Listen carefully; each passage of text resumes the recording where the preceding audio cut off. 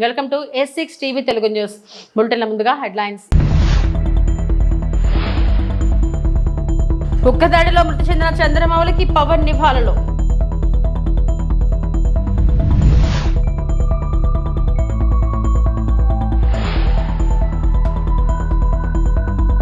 ఉగ్రదాడిలో మృతి చెందిన చంద్రమౌళికి నివాళులు అర్పించిన హోంమంత్రి అనిత.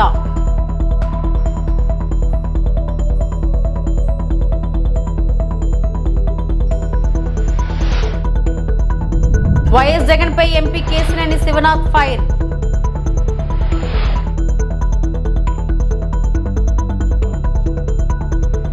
పెహల్గాం ఉగ్రదాడిలో ప్రాణాలు కోల్పోయిన విశాఖవాసి చంద్రమౌళి అంతిమయాత్రలో హోంమంత్రి అనిత, సత్యకుమార్, కూటమి నేతలు పాల్గొని నివాళులు అర్పించారు. ఉగ్రవాదుల చర్యను పార్టీలు, కుల మతాలకు అతీతంగా ప్రతి ఒక్కరూ ఖండించాల్సిన అవసరం ఉందన్నారు. భవిష్యత్తులో ఇలాంటి ఘటనలు పునరావృతం కాకుండా కలిసికట్టుగా పనిచేయాలన్నారు. చంద్రమౌళి ఆత్మకు శాంతి చేకూరాలని ప్రార్థించారు. వారి కుటుంబానికి ప్రగాఢ సానుభూతి తెలియజేశారు. మా చంద్రమౌళి గారు అందరికీ కూడా అత్యంత ఆత్మీయుడు. అందరి మధ్యలో కూడా తిరిగి హ్యాపీగా అందరికీ కూడా ఒక సొసైటీకి ఏదో హెల్ప్ చేయాలనుకుంటున్న ఉన్న వ్యక్తి. ఈరోజు వాళ్ళ కళ్ళ ముందే 3 ఫ్యామిలీస్ వెళ్ళారు. వాళ్ళు వచ్చే నిప్పిన విషయాలు చూస్తూ ఉంటే నిజంగా చాలా బాధ అనిపించింది. అసలు ఎటువైపు వెళ్ళిపోతుంది అసలు అంటే మానవత్వం అన్నది లేకుండా ఈరోజు ఉగ్రవాదులు తీసుకున్న చర్యను తీవ్రంగా ఖండించాల్సిన అవసరం ఉంది. ఎందుకంటే ఇంతవరకు ఉగ్రవాదులు ఏదైనా మిలిటెంట్స్ ప్రొఫెషనల్గా వెళ్ళేవారు. అలాంటిది ఈరోజు సివిలియన్స్ మీదకి వచ్చి వాళ్ళు కూడా క్వశ్చన్ ప్రిపేర్ చేసుకుని దానికి తగ్గట్టుగా వాళ్ళు చంపడం అనేది మరి క్రూరంగా చంపారండి. ఈరోజు వాళ్ళిద్దరు ఆడపిల్లల్ని వాళ్ళ భార్యని చూస్తూ ఉంటే నిజంగా మనసు తరుక్కుపోతుంది. కంపల్సరిగా దీనికి ప్రతిచర్య అనేది కంపల్సరిగా ఉంటుంది. కానీ ఒకటే చెప్తున్నాను ఏంటంటే ఇటువంటి సంఘటనలు మళ్ళీ పునరావృతం కాకుండా చూసుకోవాల్సిన బాధ్యత మనందరి మీద ఉంది. దీన్ని ప్రార్థీలందరూ కూడా పార్టీలకు అతీతంగా, మతాలకు అతీతంగా, కులాలకు అతీతంగా అందరూ తీవ్రంగా ఖండించాలి. మన సమానత్వం గురించి, మన స్వేచ్ఛ గురించి మనం పోరాటం చేసే పరిస్థితి రావాలని మాత్రం కోరుకుంటున్నాం. సరదాగా ఫ్యామిలీతో టూర్ కోసం వెళ్ళిన చంద్రమౌళి ఇలా కావటం చాలా చాలా బాధాకరం. ఉగ్రవాదుల ఈ చర్య అందరూ కూడా భక్తులతో ఖండించాల్సిన అవసరం ఉంది. బట్ ఏది ఏమైనా సరే భారతదేశానికి ఇది ఒక బ్లాక్ డేగా మనం అందరం భావించాలి. మరి గౌరవ ప్రధానమంత్రి గారు చెప్పినట్టుగా ఎవరైతే ఈ చర్యలకు పాల్పడ్డారో వాళ్ళు ఖచ్చితంగా దానికి భారీ మూల్యం చెల్లించుకునే పరిస్థితి వస్తూ ఉంది. ప్రపంచంలో ఎక్కడ వాళ్ళు ఉన్నా సరే ఖచ్చితంగా వాళ్ళని పట్టుకొని వాళ్ళకి తగిన శాస్తి జరిగి భవిష్యత్తులో ఇంకొకరు ఇటువంటివి చేయాలంటే భయపడే విధంగా తప్పకుండా మన చర్యలు ఉండాలని కూడా అందరూ కోరుకుంటున్నారు. ఒక మంచి వ్యక్తిత్వం ఉన్న వ్యక్తి అటువంటి చంద్రమౌళి గారు ఇలా దుర్మరణం పాలు కావటం చాలా చాలా బాధాకరం. ఆయన ఆత్మకి శాంతి కలగాలని వాళ్ళ కుటుంబ సభ్యులకి ప్రగాఢ సానుభూతిని కూడా తెలియజేసుకుంటారు. లిక్కర్ స్కామ్ లో అడ్డంగా దొరికిన జగన్ ప్రజల దృష్టి మళ్లించేందుకు కుట్రలు పన్నుతున్నాడని విజయవాడ ఎంపీ కేసినేని శివనాథ్ ధ్వజమెత్తారు. రాష్ట్రానికి పెట్టుబడులు రాకుండా చేసేందుకు అసత్యాలు ప్రచారం చేయిస్తున్నాడని మండిపడ్డారు. ప్రవాసాంధ్రులకు తాము అండగా ఉంటామని, నిర్భయంగా పెట్టుబడులు పెట్టవచ్చని, ప్రవాసాంధ్రుల జోలికి ఎవరొచ్చినా ఉపేక్షించలేదని హెచ్చరించారు. వాళ్ళ వచ్చిన కంపెనీలన్నీ పెట్టుబడులతో వస్తే వాళ్ళ స్వర్ణాంధ్రప్రదేశ్ దిశగా రాష్ట్రం ప్రయాణిస్తుంటే ఎప్పుడూ కుట్ర కుతంత్రాలతో రాజకీయాలు నడిపే ఈ పులివెందుల జగన్ రెడ్డి మళ్ళీ ఇంకో కుట్రకు నిద్రలేపాడు.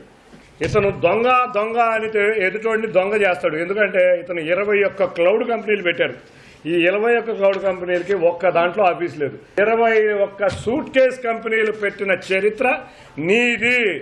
ఈ సూట్ కేస్ కంపెనీలకి అడ్రస్ కూడా, ఆఫీస్ అడ్రస్ కూడా లేని జగన్ రెడ్డి ఇవాళ నువ్వు అక్కడ ఉన్న ఎన్ఆర్ఐలను విమర్శిస్తావా? నువ్వు నీ యొక్క బ్యాచ్ గుర్తుంచుకోండి. ఈ ఎన్ఆర్ఐలు తప్పకుండా రండి, పెట్టుబడులు పెట్టండి, ఇక్కడ ఉన్న పారిశ్రామిక అభివృద్ధికి కృషి చేయండి. మీకు మా ప్రభుత్వం ఆహ్వానిస్తుంది. ఎవరన్నా అడ్డొస్తే కబడ్దార్, నేనున్నా మీ ఎన్ఆర్ఐలు అందరి తరఫున. మీరు కష్టపడి సంపాదించిన సంపాదన పెట్టుబడులు ఇక్కడ పెట్టి పరిశ్రమలకి అభివృద్ధి చేయండి. రాష్ట్రాన్ని ముందుకు తీసుకువెళ్ళబడి గత 5 సంవత్సరాలలో ఈ రాష్ట్రం అధోగతి పాలు చేసిన వారికి బుద్ధి చెప్పే విధంగా మనకు యువతకి ఉద్యోగాలు కల్పించాలి. సమాజానికి చేటు కాబట్టే ప్రజలందరూ చాలా దూరంగా పెట్టారు ఇతన్ని. ఇతను పులివెందుల ఎమ్మెల్యే కింద నిలబెట్టారు. ఆఖరికి ప్రతిపక్ష హోదా కూడా ఇవ్వలేని పరిస్థితిలో ఉన్నారు. ఇటువంటి వాళ్ళందరూ మీరు చూస్తుంటే డ్రామా ఆర్టిస్టులు ఇవాళ మద్యం కేసు, బిగ్ బాస్ ఎవరో తెలిసిపోయింది. ఇట్లా కేసుల్ని డైవర్ట్ చేయడానికే ఇటువంటి రాజకీయాలు చేస్తున్నారు. కాబట్టి ఎన్ఆర్ఐలకు మరొక్కసారి కోరుతున్నాను, మీరు ఎవ్వరూ అధైర్యపడవద్దు. ఇటువంటి బురద రాజకీయాలు వాళ్ళు ఎంత అంటిద్దామన్నా కూడా అభివృద్ధిని ఆపలేరు, నిజాన్ని ఆపలేరు. తప్పకుండా మీ తోడు నేనుంటా. మీరు ధైర్యంగా ముందుకు రండి, పెట్టుబడులు పెట్టండి. అఖిలపక్ష సమావేశం తర్వాత ఏఐఎంఐఎం చీఫ్ అసుద్దీన్ ఓవైసీ మాట్లాడుతూ ఘోరమైన పహల్గామ్ ఉగ్రవాద దాడిని ఖండిస్తూ త్వరితగతిన స్పందించే బృందం నుండి ఆలస్యంగా స్పందన మరియు దాడి జరిగిన ప్రదేశంలో సిఆర్పీఎఫ్ లేకపోవడం వంటి భద్రతా లోపాలను ఎత్తి చూపారు.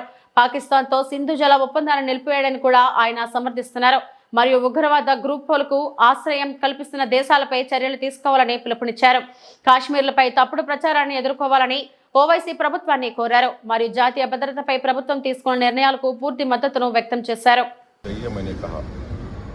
और तीसरा ये कि हमारे संविधान में आर्टिकल 355 है जो ये कहता है कि यूनियन पर एक ड्यूटी है एक्सटर्नल एग्रेशन से स्टेट्स को बचाने के लिए। तो ये तीनों चीज़ें हैं सरकार के सामने और वो जो मुनासिब समझते हैं इन टेररिस्ट ग्रुप के खिलाफ, जिस देश में इन टेररिस्ट ग्रुप को पनाह दी जा रही है, मदद दी जा रही है, उनको पूरी ताकत दी जा रही है, उनके खिलाफ एक्शन ले सकते हैं। चौथी बात यह है कि इंटरनेशनल लॉ इस बात की इजाज़त देता है कि हम नेवल और एयर ब्लॉकेट करें पाकिस्तान के सेल्फ डिफेंस में और सैंक्शंस लगाएं पाकिस्तान के ऊपर, ख़ास तौर से आर्म्स सेल्स में। इसके बाद मैंने ये कहा कि वहाँ पर मेडोज में आखिर क्यों सीआरपीएफ नहीं थी वहाँ पर, क्योंकि मैंने पूछा है कि जनवरी में सीआरपीएफ के 2 यूनिट को हटा लिया गया था वहाँ से। उसी सिलसिले में मैंने ये भी पूछा कि क्विक रिएक्शन टीम को 1 घंटा लगा ऊपर पहुँचने के लिए, जब तक ये पूरे शयातीन, ये तमाम जालिम लोग वहाँ पर मज़हब पूछकर गोली मारते रहे। और 2000 में वहाँ पर एक नुनवान कैंप है पहलगाम में, वहाँ पर भी 30 यात्रियों को मारा गया था और उसमें एक कमेटी बनाई गई थी लेफ्टिनेंट जनरल JH मुखर्जी की, उसका रिपोर्ट का क्या हुआ।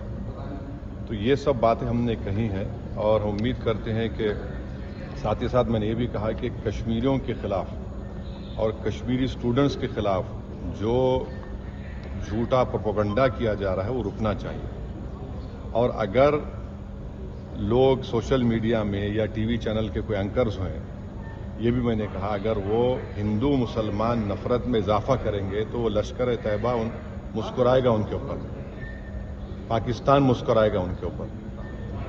आप इस तरह से किसी एक समुदाय को जो इस बाइज़्ज़त इस मुल्क के शहरी हैं और मुसलमानों का इससे कोई ताल्लुक़ है ना कभी रहेगा, यकीनन हम मान रहे कि इन दहशतगर्दों ने किसी का रिलीजन पूछकर उनकी जान ली, वो कंडेमनेबल है, मेरे पास तो अल्फाज भी नहीं है। मगर अगर आप उसके जवाब में अगर यही करेंगे तो फिर हम उन लोगों को ताकत बख्श देंगे जो इन्होंने इस तरह का टेररिज्म किया। अब ये सरकार के ऊपर है और हमने इंडस वाटर ट्रीटी के बारे में कहा कि बहुत अच्छी चीज़ है कि हम नहीं बोल दिए, मगर आप बताइए हम पानी कहाँ रखेंगे? पानी तो कहीं रखना पड़ेगा ना आपको। तो और इसमें आप देखिए कि इंडस वाटर ट्रीटी में जो పశ్చిమ గోదావరి జిల్లా పాల్కొల్లు నియోజకవర్గం యలమంచిలి మండలంలో మన రైతు మన రామానాయుడు కార్యక్రమంలో 2,20,00,000తో జలజీవన్ మిషన్ అభివృద్ధి పనులకు శంకుస్థాపన చేసిన రామానాయుడు ఆయన మాట్లాడుతూ కూటమి ప్రభుత్వంలో రాష్ట్రంలోని అన్ని జలాశయాలను వచ్చే జూన్కి సరిపడా నీటి నిల్వలు ఉన్నాయి. వేసవిలో త్రాగు సాగు నీటి అవసరాలకు ఏ ఇబ్బంది లేదు. యువతకు ఉద్యోగ అవకాశాలు కల్పించేందుకు ప్రపంచ స్థాయి కంపెనీలను ఏపీకి రప్పిస్తూ అభివృద్ధి చేస్తారు చంద్రబాబు. కట్టుబడి పాలకొల్లు నియోజకవర్గంలో సురక్షిత త్రాగునీరు నిమిత్తం అంటే ఇంటింటికి కుళాయి కానీ ఫిల్టర్ బెడ్లు కానీ సంపులు కానీ ఓహెచ్ఆర్ల నిమిత్తం దగ్గర మరి 80 కోట్ల రూపాయలు మన నియోజకవర్గంలో కేవలం సురక్షిత త్రాగునీరు ఇవ్వడానికి మనం నిధులు కేటాయింపు చేసి వేళ శంకుస్థాపనలు చేసుకుంటూ వస్తూ ఉన్నాం. అదేవిధంగా ఏదైతే రహదారులు కూడా రైతాంగానికి అవసరమైన రహదారులు కూడా మరి ఇంత పెద్ద ఎత్తున రోజు కూడా రాత్రి కూడా చూసారు, రాత్రి సమయంలో కూడా మరి నిన్న కూడా పెద్ద ఎత్తున ఒక 8 గ్రావెల్ రోడ్లు శంకుస్థాపన చేశాం. ఇట్లా ప్రతిరోజు ప్రతి నిత్యము కూడా ఈ పెద్ద ఎత్తున రైతాంగానికి మహిళలకు మరి ఇంత పెద్ద ఎత్తున నిధులు కేటాయించి ఈవేళ పనిచేస్తుంది తెలుగుదేశం జనసేన బీజేపీ ప్రభుత్వం అని చెప్పి తెలియజేసుకుంటూ మరి ఇప్పటికీ మన రైతు మన రామానాయుడు కార్యక్రమంలో భాగంగా రైతాంగానికి 42 కోట్ల రూపాయలు మరి ఇప్పటి వరకు కూడా మరి రోడ్ల నిమిత్తం శంకుస్థాపనలు చేశామని అంటే ఎంత పెద్ద ఎత్తున మరి ఈవేళ రైతాంగానికి ఈ ప్రభుత్వం సేవ చేస్తుంది అనేది ఇదే పెద్ద ఉదాహరణ. అందులోనూ కూడా ఈవేళ మీరు చూస్తారు, ఏదైతే ఏటుగట్టు పక్కన ఉన్నాం, ఇప్పుడు ఏటుగట్టు పనులు కూడా మీరందరూ కూడా చూస్తూ ఉన్నారు. మరి గతంలో ఏదే గోదావరికి వరదలు వచ్చినప్పుడు రాత్రులు అర్ధరాత్రి సమయాన్ని మనమే ట్రాక్టర్ల మీద మట్టి తెచ్చుకుని, మనమే సంచులు తెచ్చుకుని, యువత అంతా కూడా రాత్రులంతా కూడా నిద్రాహారాలు మానేసి ఈ ఏటుగట్టుని బస్తాలు కట్టి కాపాడుకునేటువంటి పరిస్థితి. మళ్ళీ ఈరోజు మన ప్రభుత్వం వచ్చింది. 8 కోట్ల రూపాయలతోటి కంచుస్తంభపాలెం, బోరువుపల్లి, దొడ్డిపట్ల, లక్ష్మీపాలెం, ఎలమెంచిల వరకు కూడా మరి ఈవేళ ఆ ఏటుగట్టు పటిష్టత మరి ఈవేళ పనులు చేస్తూ ఉన్నాం. మరి నేను అడుగుతూ ఉన్నా, గత 5 సంవత్సరాల వైఎస్ఆర్సీపీ పాలనలో మరి ఒక్క తట్టమట్టి కూడా మరి వాళ్ళు వేసినటువంటి పరిస్థితి లేదు. ఒక్క రూపాయి కూడా మరి గ్రాంట్ ఇచ్చినటువంటి పరిస్థితి ఏటుగట్టుకు లేదు. అంటే పనిచేసేటువంటి ప్రభుత్వానికి, పనికిరానిటువంటి ప్రభుత్వానికి, పనిచేసేటువంటి నాయకుడికి, పనికిరానిటువంటి నాయకుడికి ఇవే ఉదాహరణలు. ఇదే ఇటువంటివే. అంచేత ఖచ్చితంగా రేపు ఇంకా ఏదైతే ఇక యలమంచిల నుంచి చించినాడ వరకు కూడా రిమైనింగ్ బ్యాలెన్స్ ఉంది ఏటుగట్టు, దానికి కూడా ఒక 8 కోట్ల రూపాయలు ఎస్టిమేషన్లు వేసాం. అది కూడా తొందరలోనే నిధులు మంజూరు చేసి టోటల్గా నా నియోజకవర్గంలో కంచుస్తంభంపాలెం నుంచి బాడవ ఎండింగ్ వరకు కూడా ఏటుగట్టుని అత్యంత పటిష్టం చేసి ఏమాత్రం వరద వచ్చినా కూడా ఆ యొక్క బెదురు అదురు లేకుండా మనందరం కూడా మరి ప్రశాంతంగా నిద్రించేటువంటి విధంగా ఏటుగట్టుని పటిష్టం చేసేటువంటి బాధ్యత కూడా. అకాల వర్షము, గాలులకు నష్టపోయిన మామిడి పంట రైతులను గుర్తించమని ఉద్యాన శాఖ అధికారులను ఆదేశించిన రాష్ట్ర మంత్రివర్యులు మండపల్లి రాంప్రసాద్ రెడ్డి. అన్నమయ్య జిల్లా లక్కిరెడ్డిపల్లి మండల సాధారణ సర్వసభ్య సమావేశం మండల ప్రజా పరిషత్ అధ్యక్షులు మద్రేవుల సుదర్శన్ రెడ్డి అధ్యక్షతన నిర్వహించారు. సమావేశానికి ముఖ్య అతిథిగా విచ్చేసిన మంత్రివర్యులు మండపల్లి రాంప్రసాద్ రెడ్డి మాట్లాడుతూ అధికారులు, ప్రజాప్రతినిధులు రాజకీయాలకు అతీతంగా మండల అభివృద్ధికి కృషి చేయాలని, ఉపాధి హామీ పథకంలో అవకతవకలు జరిగితే కఠిన చర్యలు ఉంటాయని, అధికారులు, ప్రజాప్రతినిధులు రాజకీయాలకు అతీతంగా సమన్వయంతో పనిచేసి మండల అభివృద్ధికి కృషి చేయాలని రాష్ట్ర మంత్రివర్యులు మండపల్లి రాంప్రసాద్ రెడ్డి అన్నారు.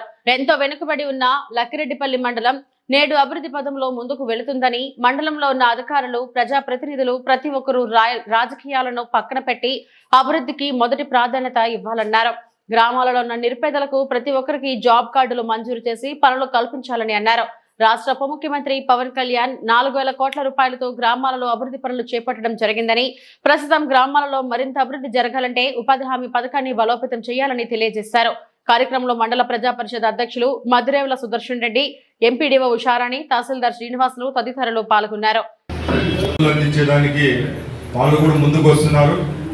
ఇప్పుడు చెప్పినట్టు మోడల్ ప్రైమరీ స్కూల్ విషయంలో మనందరికీ తెలుసు, గత 30-40 సంవత్సరాల నుంచి మన ఊర్లలో కూడా ఒకే అధ్యాపకుడు ఉండేవారు. ఒకే క్లాస్లో కూర్చొని 1వ తరగతి, 3వ తరగతి, 5, 6, 5 వరకు కూడా మనం అందరం కూర్చుండేవాళ్ళం. దాన్ని గ్రహించిన మా మంత్రివర్యులు ఒక మంచి నిర్ణయం తీసుకున్నారు. రాష్ట్రంలో ఉన్న విద్యా వ్యవస్థను గాడిలో పెట్టాలని చెప్పి దానికి తీసుకొని ఒక జీవోను కూడా రద్దు చేయడం జరిగింది. ఆ జీవో ఏం జీవో సార్? 117 జీవోను రద్దు చేసినారు. ఆ జీవో రద్దు అయ్యే రోజు కూడా 175 నియోజకవర్గాలకు సంబంధించిన ముఖ్యంగా ఉన్న ఎవరైతే ఎమ్మెల్యేలు అయితేనే, మంత్రులు అయితే అందరినీ పిలుచుకొని ఒక దగ్గర కూర్చోబెట్టుకొని ఒకటే చెప్పడం జరిగింది. ఎక్కడ రాజకీయం చేసినా సుమారు 65 లక్షల మంది విద్యాభ్యాసం పొందుతున్నారు ప్రభుత్వ పాఠశాలల్లో. ఇక్కడ మనం రాజకీయం చేయకూడదు. నేను కానీ, మా తండ్రి గారు ముఖ్యమంత్రి ఫోటోలు కానీ, ఒక కులం కానీ, మతం కానీ ఎక్కడ పాఠ్య పుస్తకాల్లో ఉండకూడదని ఒక మంచి నిర్ణయం తీసుకున్నారు. ఆ నిర్ణయానికి ప్రతి ఒక్కరు మేము కూడా ఒప్పుకున్నాం. ఆ తర్వాత కూడా అక్కడ పనిచేస్తున్న ఎవరైతే అధ్యాపకులు ఉంటారో వాళ్ళకు కూడా మనం సంతోషంగా పెట్టాలా. అధ్యాపకులు బాగున్నప్పుడే ఖచ్చితంగా పిల్లలకు కూడా నాణ్యమైన విద్యా వ్యవస్థను అందించగలుగుతామని చెప్పి ఆ సంఘాలతో ఎవరైతే సంఘ నాయకులు ఎవరైతే ఉన్నారో రాష్ట్రంలో ఉన్న అన్ని యూనియన్స్తో చర్చించి వాళ్ళ విషయంలో కూడా మంచి నిర్ణయం తీసుకున్నారని తెలుస్తూ ఉంది. ఇంకా మూడోది, ఎవరైతే విద్యార్థులు ఉంటారో గ్రామ స్థాయిలో తప్పకుండా ఒక్కొక్క క్లాసుకు తప్పకుండా ఒక అధ్యాపకుడు అనే వ్యవస్థను తీసుకొని వచ్చి ఈరోజు ఇప్పుడు రేపైతే ఏదైతే కొత్త అకాడమిక్ ఇయర్ స్టార్ట్ అవుతా ఉందో 25-26లో ఒక శుభ పరిణామంగా భావించవచ్చు. అలాగే మేము ఒకటే చెప్తున్నాం, ఎక్కడ రాజకీయాలు చేసినా కొన్ని ప్రాంతాల్లో రాజకీయం చేయకూడదు. దానికి ముఖ్యంగా విద్యా వ్యవస్థ ఉంది కాబట్టి తప్పకుండా రాబోయే 4 సంవత్సరాల్లో ఈ రాష్ట్రంలో ఉన్న విద్యా వ్యవస్థను గాడిలో పెట్టేదానికి ఈ ప్రభుత్వం అలాగే ఈ అధ్యాపకులు ఎవరైతే చిత్తశుద్ధిగా పనిచేస్తున్నారో వాళ్ళు ముందుకు తీసుకొని పోతారని ఈ సభాముఖంగా తెలియజేసుకుంటూ వాళ్ళందరికీ శుభాభినందనలు తెలియజేసుకుంటున్నాను. ఆలూరు నియోజకవర్గం ఆస్పరి మండలంలోని కల్లపర్రి గ్రామంలో జనాలు విష జ్వరాలతో అల్లాడుతున్నారని ఆలూరు ఎమ్మెల్యే శ్రీ బూసినే విరూపాక్షి ఆవేదన వ్యక్తం చేశారు. కూటమి ప్రభుత్వం ఆంధ్రప్రదేశ్ లో ఏర్పడి సంవత్సరం అవుతున్న గ్రామాల్లో నెలకొన్న పరిస్థితులపై అధికారులు వైద్యాధికారులు కన్నెత్తి కూడా చూడడం లేదని అధికారులపై కూటమి ప్రభుత్వంపై మండిపడ్డారు. వైఎస్ఆర్సీపీ ప్రభుత్వంలో ప్రతి గ్రామంలో వైఎస్ఆర్ వినేస్ క్లీనింగ్ ఏర్పాటు చేసి వైద్యాధికారులను అందుబాటులో ఉంచడం జరిగిందన్నారు. కానీ ఈ కూటమి ప్రభుత్వం వచ్చాక ఆరోగ్యశ్రీ పథకం ఎత్తేసిందని తెలిపారు. అస్పరి మండలంలో త్రాగునీరు సమస్య అధికంగా ఉందని పలుమార్లు అధికారులకు నాయకులకు తెలియజేశానని ఆయన ఇప్పటి వరకు ఎలాంటి చర్యలు తీసుకోవాలని అన్నారు. మన ఆస్పర్ మండలం మా ఆలూరు కాన్సెస్ ఆస్పర్ మండలంలో విలేజ్ ఒకటి కల్లపారి గ్రామం అనే విలేజ్లోన అక్కడ విష జ్వరాలు వచ్చి దాదాపుగా 2 రోజులు 3 రోజులు అయింది. ప్రభుత్వము అక్కడ కన్నెత్తని చూడలేదు. అదేవిధంగా డాక్టర్లు కానీ అసలు పట్టించుకొని పాపాన్ని లేదు. నేను డిఎంహెచ్ఓ ఫోన్ చేస్తే సార్ ఇప్పుడు పంపిస్తాం సార్ అని చెప్తారు. ఎంత ప్రభుత్వం ఎంత అన్యాయమైన పరిపాలన చేస్తున్నారంటే, ఇంతకుముందు మా జగనన్న ప్రభుత్వంలో వారానికి ఒకసారి విలేజ్ క్లినిక్ అని ప్రతి విలేజ్కి డాక్టర్లను పంపించేవారు. వీళ్ళు ఈ కూటమి ప్రభుత్వం వచ్చినాక అసలు ఆరోగ్యశ్రీని ఎత్తేసినారు. అసలు ఆరోగ్యశ్రీకి అసలు లేదు. ప్రజలకు వైద్యము విద్య అనేది లేకుండా ఈరోజు ఇంత దుర్మార్గమైన పరిపాలన చేస్తున్నారు. అసలు విష జ్వరాలు వచ్చి పడిపోతుంటే ప్రభుత్వం ఏమి చేస్తుంది అనేది ఇంకా మేము మాట్లాడుతున్నాము. ఎందుకంటే ఏదన్నా చిన్నపిల్లలకు జ్వరాలు వస్తేనే అంత అల్లాడిపోతారు. పెద్దవాళ్ళకి దాదాపుగా 100 మందికి పైన ఈరోజు కలపాడులో విష జ్వరాలు వచ్చి, ఎందుకంటే ఆడ కలుషితమైన నీరు తాగి వాటర్ లేని చెప్తాను, ప్రతి మీటింగ్లో నేను చెప్తాను. వాటర్ లేదు, ఆస్పర్మనకు వాటర్ లేదని చెప్తాను. అలాంటిది అసలు ఇంతవరకు వాళ్ళ ప్రభుత్వం కూటమి ప్రభుత్వం వచ్చి సంవత్సరమైంది, ఇంతవరకు దానికి నీళ్ళు వాటర్ గురించి పట్టించుకునే లేరు, వైద్యం గురించి పట్టించుకునే లేరు. సంవత్సరమైంది. అసలు వైద్యం అంటే గాలికి వదిలేసినారు, ఆరోగ్యశ్రీని పక్కన పెట్టేసినారు. వీళ్ళు చెప్పిందేమో ఒకటి, చేసేది ఒకటి చేస్తున్నారు. అదేవిధంగా ఖచ్చితంగా మేము డిఎంహెచ్ఓకి ఫోన్ చేసినాం. ఇమీడియట్లో పోయి ఆ ఊరికి పోయి అక్కడే ఉండి మన ప్రజలకి వైద్యం అందించాల విధంగా మేము కోరుతున్నాం. సంగారెడ్డి జిల్లా సదాశివపేట మండలం సూరారం గ్రామాన్ని సందర్శించిన 25 మంది విదేశీ ప్రతినిధులు. జిల్లా కలెక్టర్ కాంతి వల్లూరు అధికారులు వారికి ఆత్మీయ స్వాగతం పలికారు. MGNREGS ద్వారా జరుగుతున్న ఉపాధి హామీ పనులను పరిశీలించారు. వారు కూలీలతో మాట్లాడి పథకం అమలుపై వారి అభిప్రాయాలను తెలుసుకున్నారు. గ్రామ అభివృద్ధి, జీవనశైలిలో వచ్చిన మార్పులు చూసి ప్రశంసలు వ్యక్తం చేశారు. ఈ సందర్శన గ్రామస్తులు ఆసక్తి కలిగించింది. అధికారులు, ప్రజలు భారీగా పాల్గొన్నారు.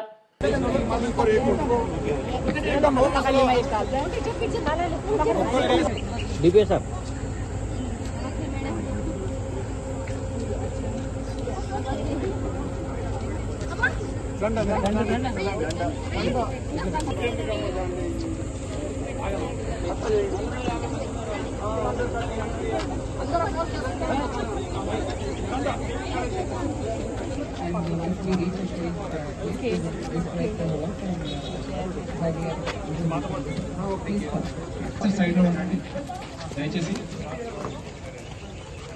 వెనకాతల ఒక మన టీంని లోపల రాకుండా చూసుకోండి. ఓకే.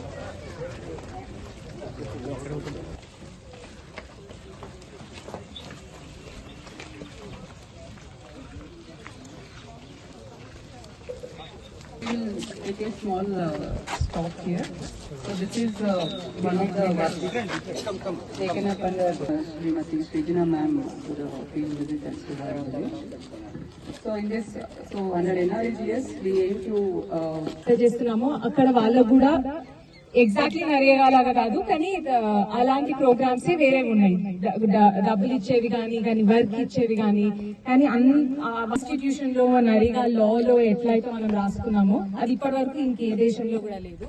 అందుకని మీ అందరి నుంచి నేర్చుకోవడానికి మీరు మన దగ్గర ఎట్లా అవుతుంది ఇంప్లిమెంటేషన్ అనేది, ఇంకా ఏం ప్రాబ్లమ్స్ ఉన్నాయి అది నేర్చుకోవడానికి వచ్చారు వీళ్ళందరూ. ఒక్కొక్కరిని నేను పరిచయం చేయట్లేదు ఎందుకంటే చాలా మంది ఉన్నారు కాబట్టి. బట్ ఇక్కడ ఉన్న వాళ్ళందరూ కూడా పొలిటికల్ సిస్టమ్ లో ఉన్న వాళ్ళు, అంటే అయితే ఇంతకు ముందు మినిస్టర్ గా ఉండి ఇప్పుడు వేరే స్థాయిలో ఉన్న వాళ్ళు, లేకపోతే సగం మంది ఇంకా మినిస్టర్ స్థాయిలోనే ఉన్న వాళ్ళు, అండ్ స్పెషల్లీ లేబర్ లాస్ తో వర్కర్ లాస్ తో పనిచేసే పాలిటీషియన్స్ అందరూ. సో ఇప్పుడు ఒక 10 నిమిషాలు మీరు చేసేది ఏదో జాబ్ కార్డ్ గురించి ఇక్కడ నరేగా పని ఎట్లయితుంది చెప్తే నేను ట్రాన్స్లేట్ చేస్తా ఇంగ్లీష్ లో. ఆ తర్వాత వాళ్ళకి మన ప్రశ్నలు ఉంటే వాళ్ళని అడగనిద్దాం. ఆ తర్వాత